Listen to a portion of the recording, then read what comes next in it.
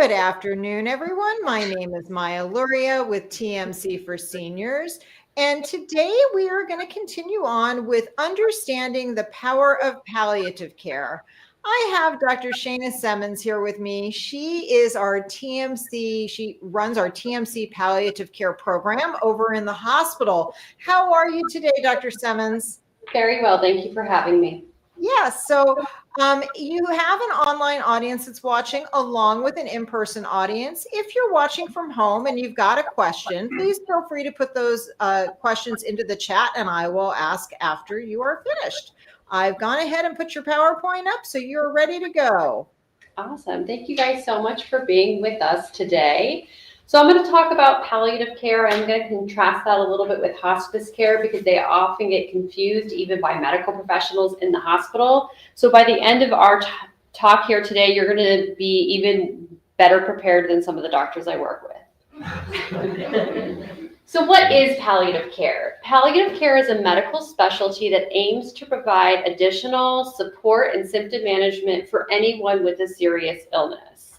This serious illness could be something scary that we hope will get better and you'll graduate away from palliative care. So sometimes that's different cancer care, sometimes that's other kind of diseases in the hospital or illnesses in the hospital that might be really severe. You know, several years ago, we were seeing a lot of people with COVID. We still see people with COVID, but anybody with severe infections, maybe you've heard the term sepsis, we help with those as well. In addition to chronic lung disease, chronic heart disease, those types of things. We sometimes call ourselves the quality of life doctors because we really want to know who you are and what's important to you so that we can match your medical care up to what helps you live your life the way you want to live your life. Sometimes we have hard conversations about what expectations are and the medical realities and how do we reconcile what's going on medically with what you're hopeful for. But we also really try to understand who you are as a person so that we can prevent and relieve any suffering. And that may be physical suffering, that may be emotional suffering, that may be existential suffering. We really try to take a holistic approach in understanding who you are as an entire human being, not just the medical stuff in the chart. We are a support service in terms of we give extra no matter where you are along your disease process. So sometimes people confuse us for only people who aren't going to get better or only for end-of-life care, and that is not all that we do. We can give palliative care treatments along with other disease-modifying treatments. So you still want chemotherapy, you can still get palliative care too. Cancer is a very common diagnosis of patients that I see in the hospital and in our clinic. Often that's with late-stage cancers, things that have spread beyond its original origin, and we help people tolerate treatments more easily. We help people kind of reconcile what treatments they may be okay with or not okay with. We also see people with heart failure, things like pulmonary fibrosis or lung scarring, as well as COPD or emphysema. We've been doing more and more conversations with patients with advanced kidney disease, so chronic kidney disease, especially into that stage 4, stage 5 area, and kind of talking about whether or not dialysis is going to fit into their lives, or if I'm on dialysis, how long do I want to continue dialysis if it's not making me feel as good as it used to. We also see patients after stroke, and then we've seen more and more patients in clinic too with dementia.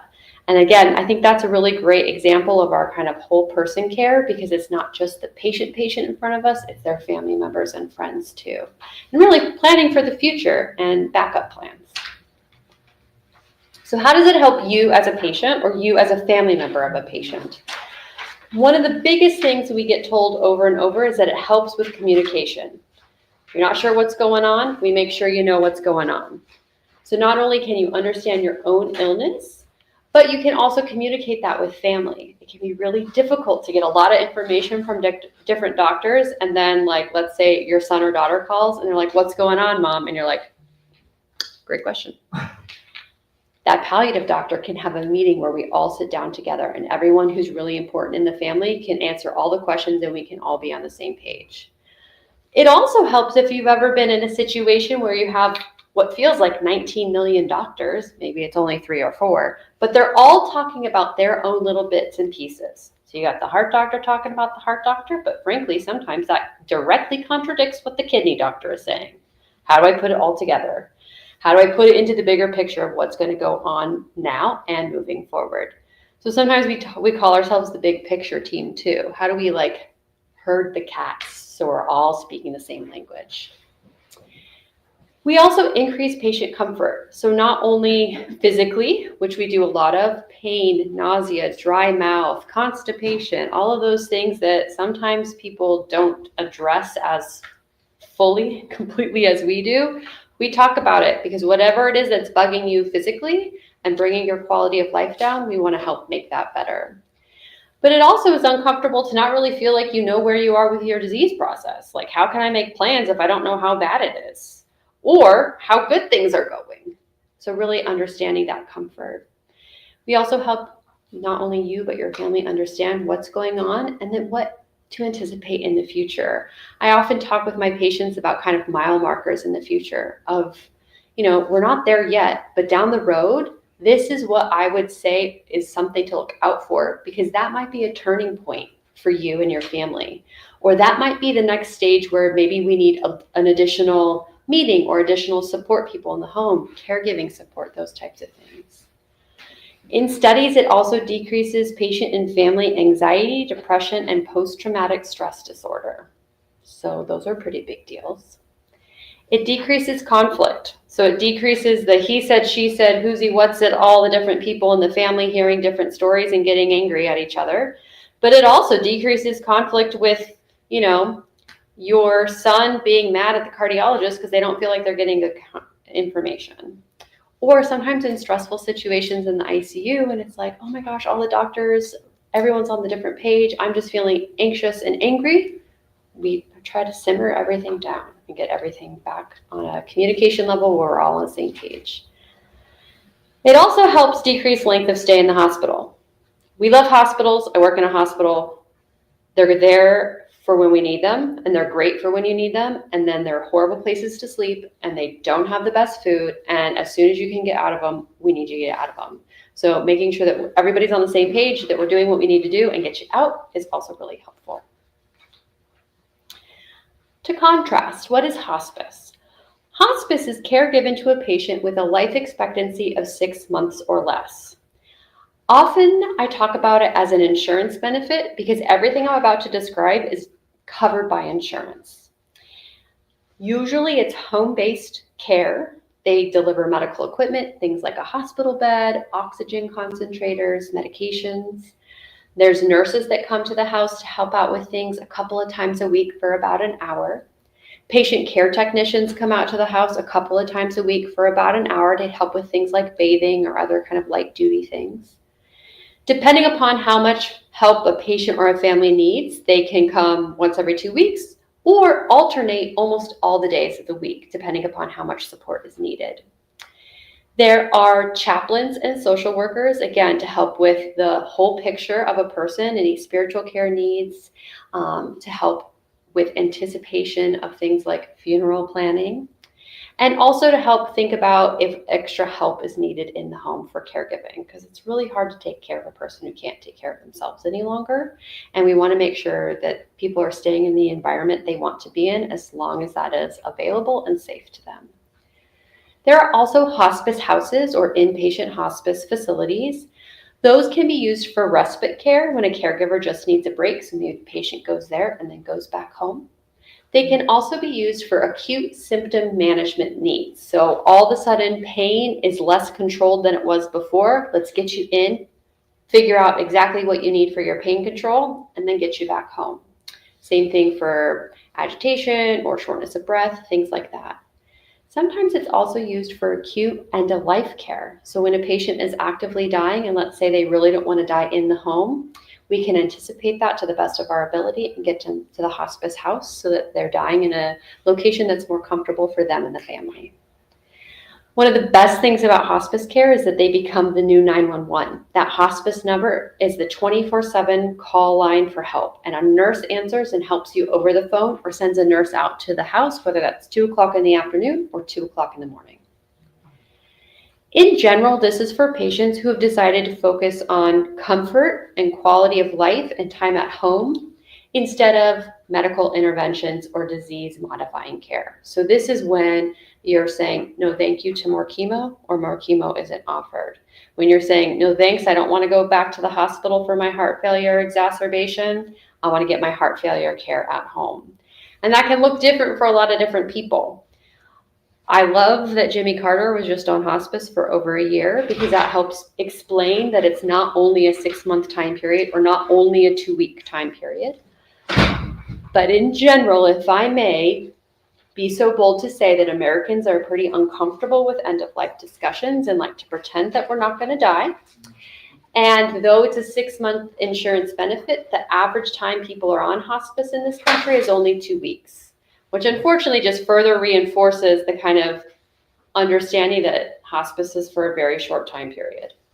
I've actually started telling my patients that hospice works better when it feels a little premature, because you get on it for longer, you develop better relationships with the hospice team, and then you can actually get the benefit of not going back to the hospital or getting those pain control issues and those types of things. When I have patients who transition to hospice care, I don't always hear back from the families, but I recently did have a patient who had an incurable cancer, and we talked about hospice a couple times, and she always said, no, I'm not ready. And then I told her that maybe it'll work better when it still feels like you're not quite ready.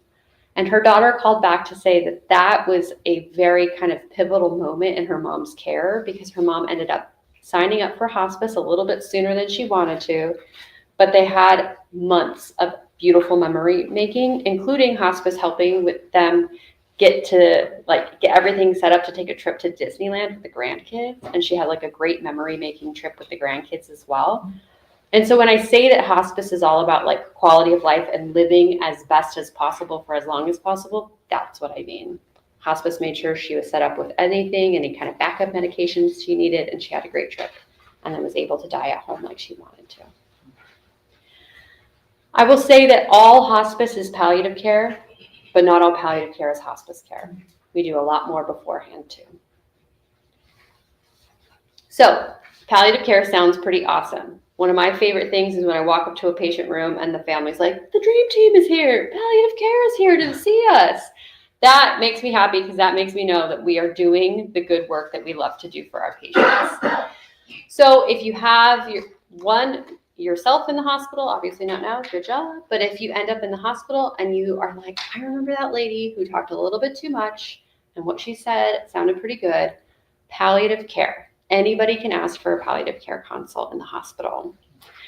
You can also ask for it from your specialty care or primary care physicians in the outpatient setting as well. Outpatient palliative care is less robust in general in this country. It's probably the biggest area for growth in palliative care. But TMC does have a clinic at the TMC 1 Beverly Clinic, so just across Grant Street. We see anybody with a palliative care need. So we see patients with cancer, with heart disease, kidney disease, lung disease, dementia. Like, they just want to come talk to us because they want to plan for the future. We've done those too. The outpatient clinic referral is a TMC 1 palliative care referral. Any doctor in town can enter it. We get patients from the Banner system. We get patients from all sorts of PCPs in town. So any of that will help. What to expect in the hospital is someone like me coming and introducing myself and talking to you about who you are as a human being. What's important to you? Who's important to you? What do you understand about what's going on with you medically? I actually just talked with a daughter of a patient who said she hadn't really had a good update in a week and a half. So we had a lot to catch up on. And so I gave her all the medical information, and then we processed it kind of mentally, kind of intellectually, emotionally, and then we have a meeting again in another couple days once we kind of think through a little bit more and get some more information. We might ask you about pain, shortness of breath, how well you're going to the bathroom, how well you're getting up and moving around, how you're feeling emotionally. Are you having anxiety? Are you having depression? Are you kind of worried about what this means, big picture? Are you questioning your faith? Do we need to get some of our additional kind of support services in, including spiritual care? How can we best support you while you're struggling in the hospital? Outpatient clinic, also very similar. How are you getting around?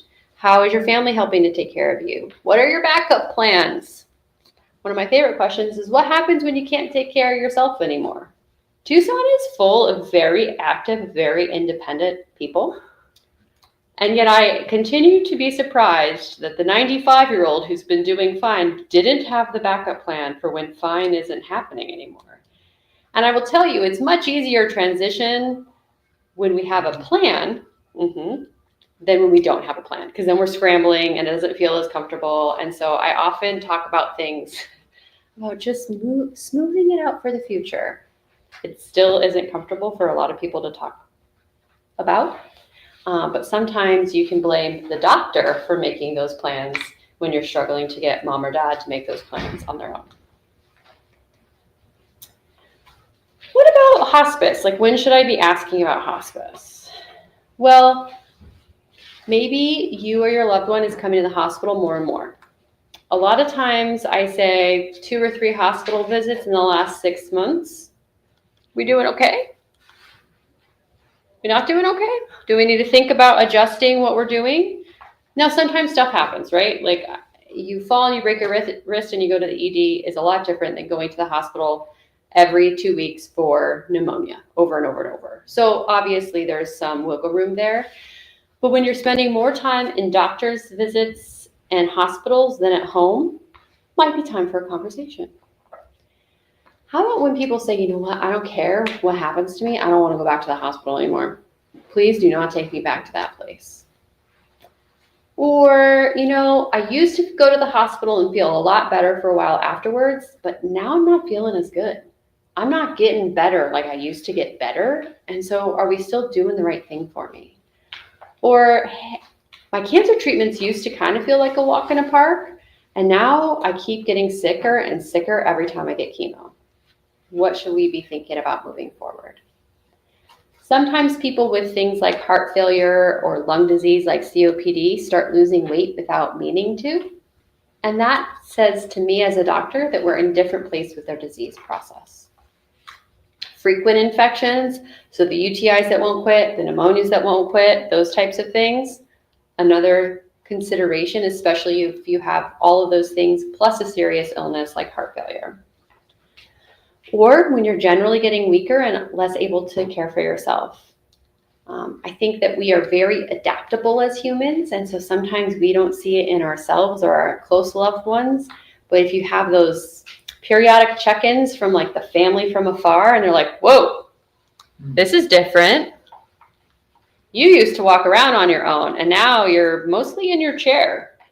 What's going on there? Or if you have a new diagnosis of a life-limiting illness. So, you know, I have a lot of conversations with people who have been doing really well and then have a new scary diagnosis like pancreatic cancer that's already spread really far.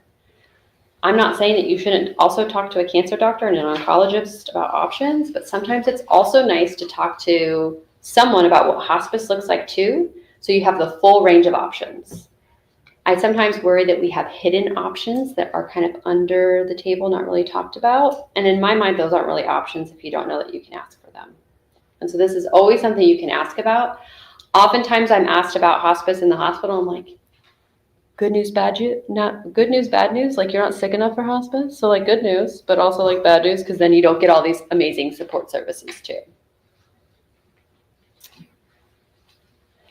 Again, I think the bottom line is if you or your loved one is getting a palliative care referral, you can expect to feel better. That's our number one goal. You either feel better about knowing what's going on with you, you either feel better physically, maybe you feel better emotionally. Can't tell you how many times I ask some questions, people give me a lot of information about their fears and worries, and then they kind of look at me and say, wow, I was really nervous when you said you were palliative care, but I actually feel a lot better just getting it off my chest. Talking about all the options can be really therapeutic too. And then one thing I want to mention about hospice care is that it is a lot of stuff. There's equipment, there's people, there's support, but it is not 24/7 caregiving. And that's one of the biggest kind of barriers that I see is that people get really sick and their family physically can't do the manual care, and that is not included in hospice care. So then we're often having conversations about families paying for extra care in the home, which gets expensive quickly, or paying for a facility like an adult care home where that care can happen, and then hospice is layered in on top. So those are just other considerations to kind of have when you're thinking about backup plans, either for yourself or your older parents, is do they have a long-term care policy? Is there a waiting period on that? Do we have a savings account for if we need extra caregiving? Or could we sell the house to pay for those things? All of those are conversations that I have really, really often, and they're hard. So that's another thing, is that we normalize how hard this is, and that it's okay to be sad about sad things, or it's okay to be frustrated when the systems that we kind of thought we could count on aren't as robust as we thought. So what if I live alone? Or what if mom lives alone? What should I be asking for her for our backup planning? So plans for extra help and thinking about the resources here in town. FEMA Council on Aging is amazing. There's a couple different food delivery services in town, and that can really help people stay in the home longer when kind of grocery shopping or cooking on their own isn't necessarily safe anymore or doable anymore, but can kind of bridge while maybe we're figuring out other things. There's also in-home caregiving support. And so sometimes that looks like paid nurses or paid technicians or other paid help. So I was recently having a conversation with my mother-in-law of like, hey, can I send in a cleaner, take something off your plate that's really important for your general well-being? Thinking about assisted living facilities or adult care homes. So again, maybe not for right now, but hey, what happens if I do fall and break my hip and I can't live alone anymore? I've already interviewed or toured places. I already know where it would feel most comfortable. Maybe it's not something I want, but it's the backup plan. There are people whose jobs are to help people find a placement. And so there's companies like Senior Living Finders and other things like that, where the person takes into account budget, location, size of the facility you're willing to live in, and says, here are the options. And sometimes it's here are the options. There's a waiting list. Good thing we're doing it beforehand so we can be on the waiting list, or here are the options, and they usually have availability so we can kind of wait until we actually need it. One thing I will mention about long-term care insurance, even though more and more people don't have it, for the rare few that do have long-term care insurance, often there are waiting periods for that to be activated, and sometimes they're pretty long, like 2 months. And sometimes you can use a hospital stay as part of that waiting period, kind of like retroactively, and sometimes you can't. So I always say, if you have a long-term policy or your family has long-term care policies, go dig it up, dig up that paperwork and look at what it says and what the rules are. Because sometimes one of the most helpful things I do is I mention this and they realize that, oh my gosh, mom's been in the hospital for 3 weeks and we have a 4-week waiting period, but that 4 weeks started 3 weeks ago. So we only need to figure out a week more before this policy kicks in. And then advanced care planning. I think the most powerful thing is that the people around you know your wishes. I'm about to talk about a bunch of documents that are great too, but the documents have their limits. And the most important thing is that you have discussed what your deal breakers are, what your kind of non-negotiables are with the people who will be your voice if you can't talk to us as the doctors. And so you can just talk with your friends and family if you're comfortable doing that. You can go to death dinners. Those are happening now where people talk about this stuff over dinner to make it more fun, I guess. You can, I know I see some shocked looks. Well, that doesn't sound like fun. Well, I don't know. People try to, some roast chicken to go with your conversation. Why not? Yeah, they're interesting. There's also things like the Conversation Project where you can go online and it is kind of like a question bank of how to start talking about all those things, because kind of sitting down and being okay, mom, let's talk about when you're going to die. Is it necessarily the most conversation starting way to go? There's even a card deck, like a game that you can play. People have gone very, very creative. There's documents that we're going to talk about. But I have a ton of patients who are those awesome people who are, 99, who kind of outlived all their close friends and family. And they say, I really don't have another person that I would trust to do these things. And that's when I say, have you heard of a fiduciary? And a fiduciary, some people have them through law firms. Sometimes we have to get them through the county with a long legal process of you being stuck in the hospital if you don't know what's going on. But a fiduciary is someone who you can hire or who can be assigned to you by the state, essentially, the county, to help make medical decisions with your best interest in mind. And so sometimes families do this as a backup, okay, so daughter is my medical power of attorney, but if daughter isn't available and there's literally no one else, then this lawyer is going to be the fiduciary and has had the conversation with me or has my documents about what to do medically if something happens. So kind of as a super last resort is a fiduciary. Now, if you haven't done all of these documents, Arizona has a legal statute of who the doctors look for. So they look for a spouse, and then they look for an adult child, and then they kind of go down the line. And the last person in the line before we start calling for a fiduciary is a close family friend. And in my experience, we have used the apartment manager as a close family friend because they know the person better than anybody else and care about that person and would be making decisions within their best interest. So literally when people say I have no one to be my medical power of attorney, I'm seriously? Not a neighbor, not the grocery store deli person that you've talked to once a week for the past 20 years, really no one? Because fiduciaries aren't necessarily easy to get and isn't necessarily a financially viable thing for everyone, but it's something that you should know about, especially for those friends of yours that say they have literally no one else. Okay. Documents to help you communicate with your medical team. Okay, I'm going to be totally biased. These are my personal favorites. Okay. Healthcare or medical power of attorney.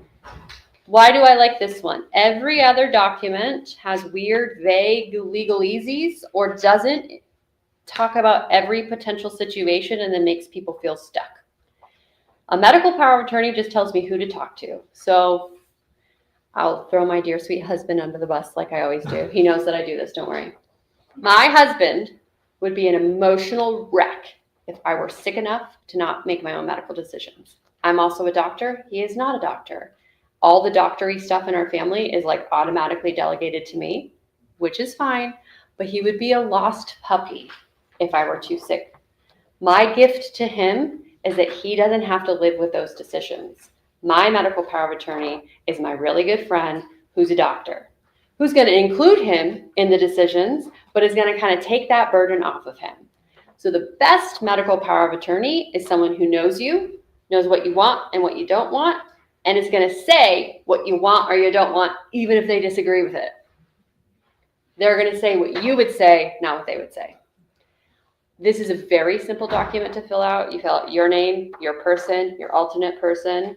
There's a part here in Arizona that says yes, they can also admit me to a mental institution if needed. And I always suggest doing that because sometimes people get delirious and that becomes mental health and we just need to do it all. And then you need a witness. You're done. This is my favorite document because I feel like this is the most powerful one. If I had the power of TMC, I would make it so that you couldn't get a colonoscopy or any surgery without having one of these on file. Because I can't tell you how often the simple thing becomes not so simple and then I don't know who to call. Okay, so yay, medical power of attorney. The other one that can be really helpful is a living will. Sorry, online people, that's by the microphone. This is my favorite living will document. This is the prepare for your care. Other options are the state attorney general's form. It's a little lawyery in my opinion. 5 wishes, super good, but honestly talks a lot about funeral planning, which for some people is a total turnoff. So if you are the type of person that wants the white roses in your hair and the music at your wake, 5 wishes is for you. If that seems crazy to you, prepare for your care is for you. This one can be a medical power of attorney and a living will all together. And what I love about this one is that it kind of walks you through the things that a medical power of attorney might be asked. Things like CPR or not. Things like dialysis or not. And it kind of is like that weird card game to get the conversation going so that you actually know what people might be deciding for you if you can't do that. This is something that when I was a primary care physician, I would talk about at my annual wellness visits with all my patients. Because this is something that I think everybody needs as an adult. And it is so important that it should be a routine piece of your like primary care. This can be updated. This can be changed. So like me right now as like a no chronic medical illness person, like might make very different decisions than if I were diagnosed with stage 4 cancer. And so this is something where you're like, hey, is this still good? Awesome. I'll keep going. Is there a change and I need to redo it? Great. We can do that too. The other thing I like about this document is that it talks about what quality of life means to you. So like, what do you need to be able to do? Do you need to be able to be on the golf course? Do you need to be able to be taking care of your dog?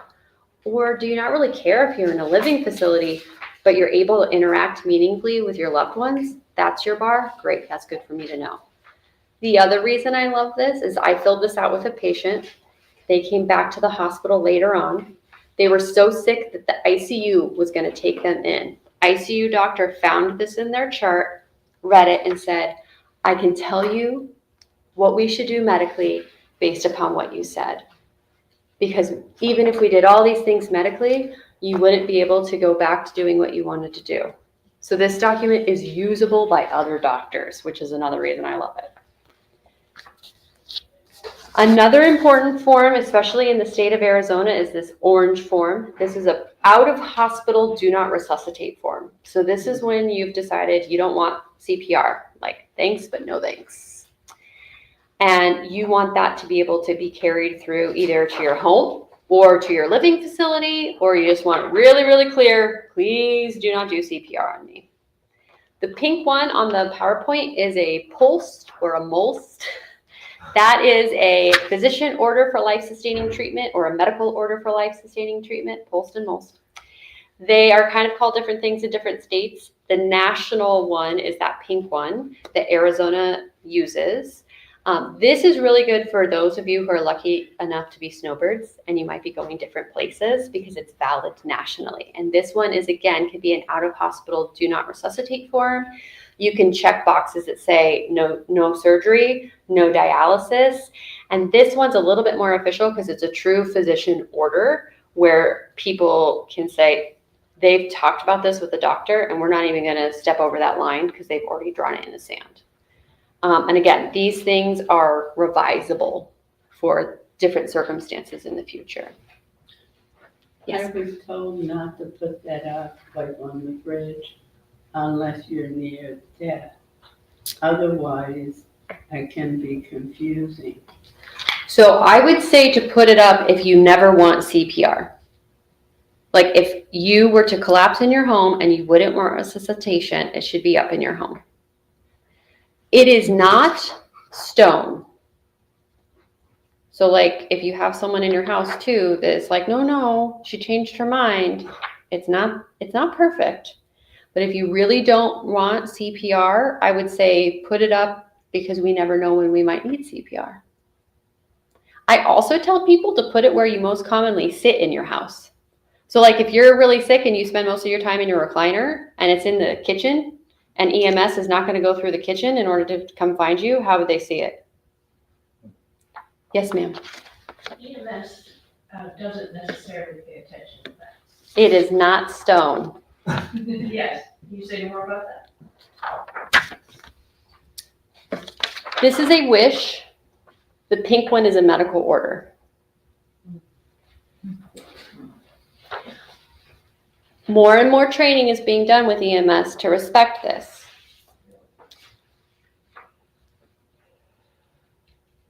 People are afraid of being sued. Dead people don't sue, but family members saying, no, do it anyway. So that's another reason that when I do these forms, I'm like, let's tell your power of attorney. Let's talk to your family about what this form means so that there's no confusion, so that no one tries to say no later on. I'm trying to be. Backfired out right away. I'm sorry. I really hate when that happens. And I've seen it, and it really breaks my heart because someone was really proactive and it still didn't work. And then here I am saying, these are the things you can do. We try our hardest. And we've done a ton of education too with our emergency room physicians to look in the computer for these or ask about these. We've even done education with skilled nursing facilities in town of like, if your patient has one of these, put it on top when you send them to the hospital. Nothing's perfect. And I've had patients say like, I'm going to get a tattoo. This is do not resuscitate. And I'm like, well, I don't know about that either. That's not legal, but okay. So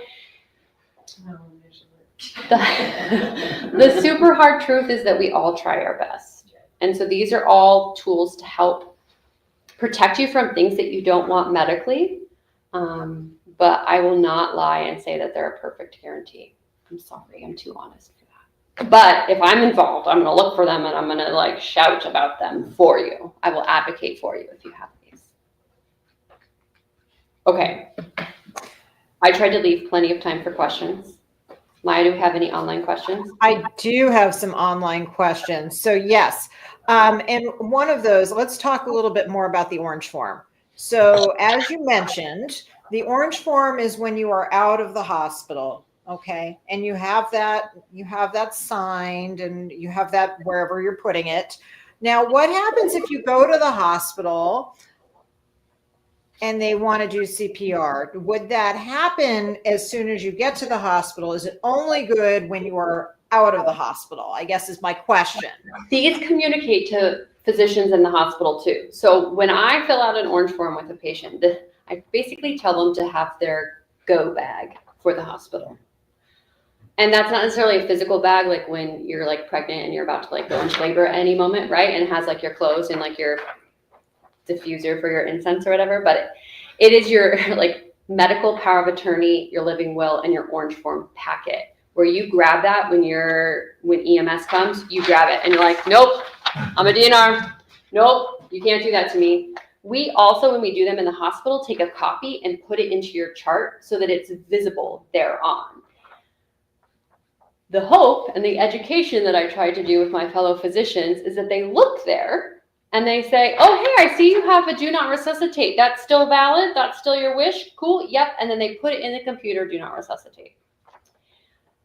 I have even gone so far as to put an annoying pop-up for ED doctors that says, hey, this person was DNR last time they were here. Check in with them. Because I try really hard to make your wishes known to everyone. Pop-ups are easily ignored. I'm going to tell you the research on them, but it's still something. And then other people see it too, like the nurses can see it and say, hey, doctor, they had a DNR last time. Is that still something we need to ask about? So yes, you can bring it with you to the hospital and it's still a communication device. Okay, great. Okay, that's yeah, because I had always heard that it was good outside, but not necessarily once you hit the hospital doors. So. And hospitals like their computer systems, and so they like have it like an order that you enter. The other thing, this is getting really technical nitty gritty, but for people who are really worried about it, you can ask your primary care doctor to put it as like one of your medical problems. Not that being a DNR is a medical problem, but that list goes to hospitals more easily sometimes in the documents. And so that's at least another way for like doctors to see it and be like, why is there DNR on her problem list? I better go ask. Or I better go look for that document. So that's another kind of communication tool. Now, if somebody has a primary care physician that uses Epic, which is our medical record system here at the hospital, and I know that there are several physician groups that use Epic, then if their directives are in their chart with their primary care, can you see that information as well? Do you know? I'm just asking because I'm just wondering now. It's like I planted you, Maya. Not always is the correct answer. So if it's TMC1, it's more translatable. But if it's like El Rio's Epic, no, it doesn't automatically translate.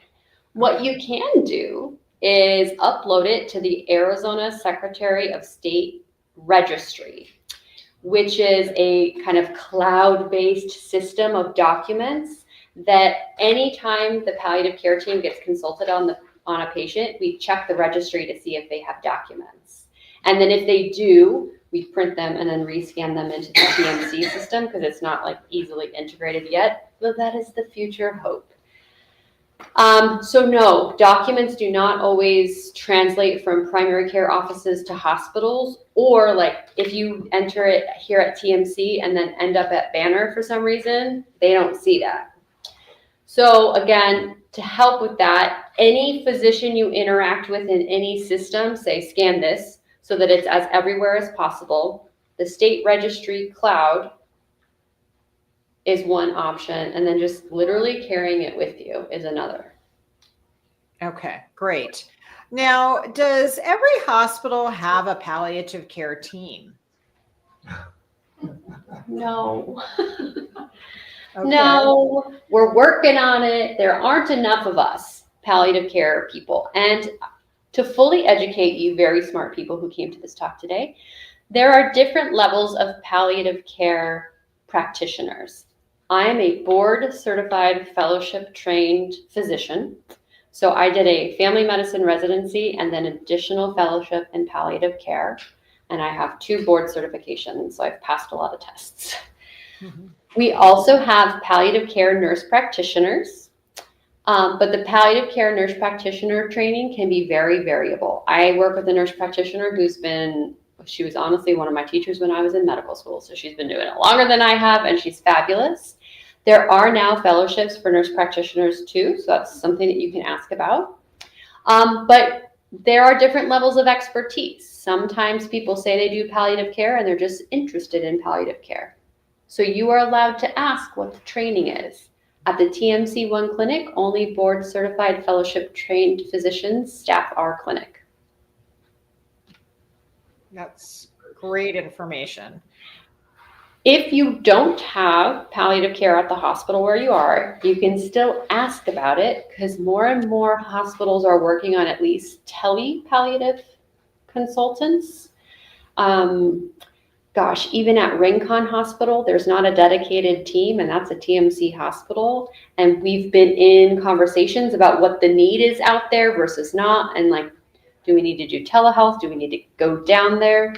In general, that hospital is a lower acuity level. If you're like super duper sick, you usually come to TMC kind of Grant campus anyway, and that's where we are. But the more you ask about it, the more hospitals know that it's important. How will the palliative care team communicate with my other healthcare providers? How often does that happen? Is it pretty integrated? Multiple ways. So in the hospital setting, we are often calling multiple people on your medical team. The most direct line of communication is with the attending physician. But today I was calling a bunch of different consultants too. Like I was talking to the infectious disease doctor before I called the daughter, and I was talking to the hospitalist, and I was talking to cardiology, and I was talking to the surgeon. So we do a lot of behind the scenes communication in that way. I often will be like, hey, does your PCP know what's going on? You want me to call your PCP? The other method of communication is by our notes in the medical chart. And so the easiest thing I do after every clinic visit is I kind of fax it. We don't really fax anymore. Sometimes we do, but we fax it off to the office of like your cancer doctor and your PCP together, or like your PCP and your nephrologist, or whoever it was who's kind of most involved in your care. And that's also another question I often ask. Who's your most trusted physician?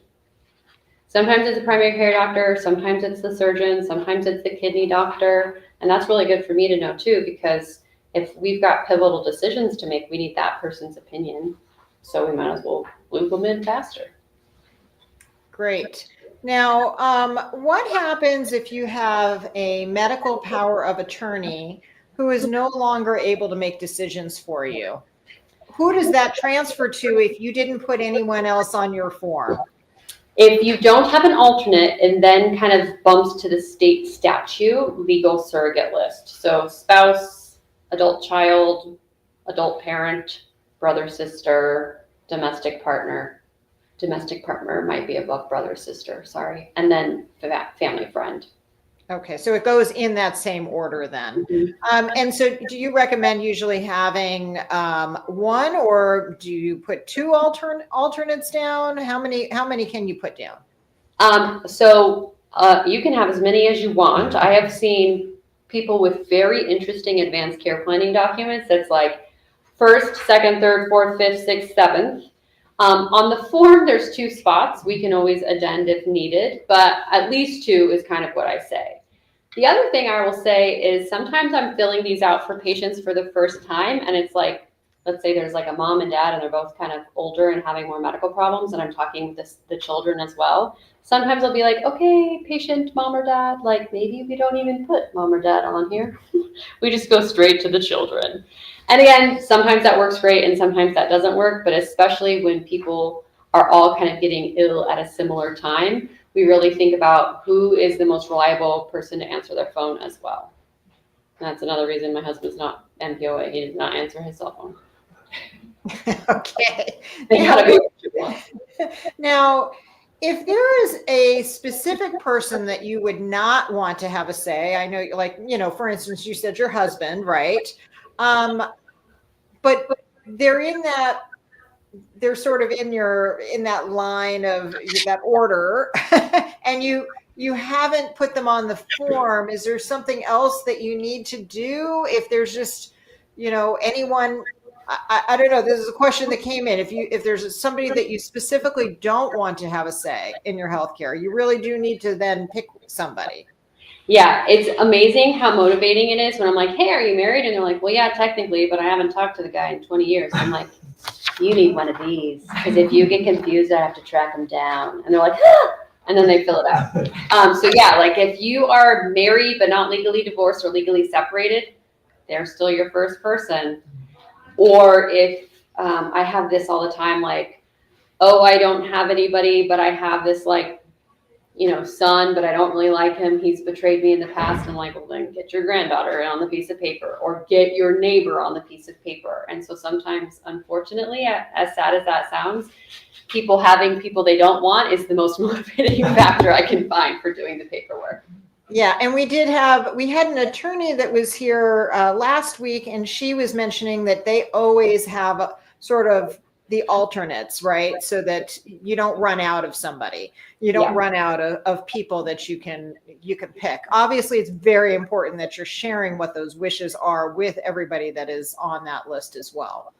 And I think there's a misconception that like, if I pick my best friend who lives in California to be my medical power of attorney, she for some reason needs to be there when I sign the paperwork. She doesn't have to do anything. Like they do not need to physically be present, and they do not have to live in the state. I hear that a lot too. Well, I really like my niece, but she's in Washington, so maybe I should pick someone in town. Not necessarily. Like we call people all over the world. Like your medical power of attorney is in Norway. I will figure out how to call Norway. Or they're on vacation in Spain. Guess what? I've done it. Sorry to ruin your vacation, but we need you. So like we do not stop by geographic boundaries. And when you're filling out those forms, just to confirm, they don't need to necessarily be notarized. They could be notarized. But you could also just have a witness who is not. So yes, the witness mustn't be a direct family member or part of your medical care team. So like in the hospital, I'm often finding like a unit clerk who like just works for the hospital, but doesn't necessarily directly give you patient care to sign these documents. And they often have a notary area, but not necessary. It's kind of an either or. Different forms have slightly different rules. Most of the forms, including this healthcare power of attorney form, you just need one witness, but there's 2 witnesses that are optional. But the living wills usually do need 2 witnesses. And so that can usually be easily accomplished in any healthcare office or hospital, because we find people. Even like nurses that aren't taking care of you can then become witnesses. Just not anybody directly related to you or on your actual care team right then. And that's just to protect anybody from feeling coerced, right? Like I'm not going to be like, hey, you should really be a DNR, and then like fill out this paper and then I sign it. Like that would look weird potentially. So we find other people to make sure you're not being coerced. Now, my last question is just about the palliative care clinic. I know you said you need to have a referral to go to the clinic. Do you have the address or the phone number if somebody wanted more information? I should. The address is on Beverly. The phone number to call is 520-324-3771 and ask for Jeanette. She's my nurse and she'll tell you anything you need to know. 324-3771. Great. Thank you. Yeah. Sorry, I might have caught you off guard on that one, so I apologize. What you're reminding me is that if I get invited back to do this, I need to bring business cards. There you go. Exactly. I have business cards for the hospital. That's not as helpful. So I want to thank you so much for being here. You know, I also want to share with the audience that we do have somebody here at TMC for Seniors that will help you with your advanced directives. And so it's a free appointment if anyone is interested, and they just call our office for an appointment and we get that set up for you. So it's just one way that we try to help, because we do want to make sure that people are, you know, that their wishes are heard and that it's documented. So I want to thank you so much for being here. Somebody did just ask me for where can people access the forms. And I know that those are online. Mm-hmm. Yeah, so if you Google like Arizona Prepare for Your Care, the form will pop up. It's even a fillable PDF if you want it to be typed instead of people deciphering handwriting. And then Arizona Orange form is also Googleable, but I will say it really needs to be on the bright orange paper. So just ask your primary care doctor or any of your, in the hospital, we have a ton. If your primary care doctor doesn't have them and you ask for them, they'll know that they need them. But most primary care offices that I've encountered do have these and do have medical power of attorney things as well. We have a couple hands up here in the room, Maya. Yes, I'm gonna wrap up with our online audience. I'm gonna turn it over to you for any in-person questions. Thanks so much for being here. Thank you. Thanks again for joining us today. We hope you're going to come back. We have another class tomorrow for our Healthcare Decisions Month, and we're going to wrap up the month with Prices May Vary, Funeral Options. That is going to be with Diana Rep. She is with the Funeral Consumers Alliance of Arizona. The class is Wednesday, April 30th at 10 a.m. If you're interested in that class, please give us a call. Our phone number is 520-324-1960 if you would like more information or you want to register. There is still space available to come in person for that class tomorrow, along with watching online. So feel free to give us a call. Also, if you need a link to the, for instance, the Prepare for Your Care, we can email out a copy of that link to you. So please, again, feel free to give us a call at 520-324-1960. Thanks so much for being here today, and we look forward to seeing you tomorrow.